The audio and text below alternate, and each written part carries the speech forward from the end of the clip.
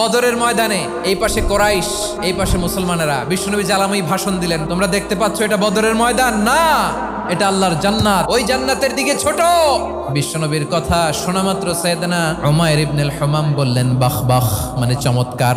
বিশ্বনবী বললেন মা ইয়াহমিলুকা আলা কওলিকা বাখ বাখ ইয়া উমাইর, আমার এই কথা শুনে তুমি কেন বললা বাখ বাখ? ইয়া রাসূলুল্লাহ, আপনার এই কথা শুনে আমি বড্ড খুশি হয়েছি, আর আমি প্রত্যাশা করছি আমি যদি ওই জান্নাতের মালিক হতে পারি তাহলে কতই না ভালো হতো। সুবহানাল্লাহ বলেন। বিশ্বনবী বললেন উমাইর আনতা মিন আহলিহা, তুমি ওই জান্নাতের অধিবাসী, তুমি জান্নাতি। উমাইর চিন্তা করলেন আমি জান্নাতি, নবীর মুখ দিয়ে যখন বেরোইছে ওই জান্নাতে তো আমার ঢুকতেই হবে, কিন্তু হাতে 3টা খেজুর খেয়ে যদি জিহাদের ময়দানে যাই তাহলে জান্নাতে যেতে তো দেরি হয়ে যাবে। এই চিন্তা আসা মাত্রই খেজুর 3টাকে তিনি ছুঁড়ে মারলেন, তলোয়ার বের করে আল্লাহু আকবার বলে বদরের ময়দানে ঝাঁপিয়ে পড়লেন। আল্লাহর শত্রুদেরকে কচুকাটা করে এক পর্যায়ে শাহাদাতের সুধা পেয়ে নিজেও জান্নাতি হয়ে গেলেন। পড়েন সুবহানাল্লাহ।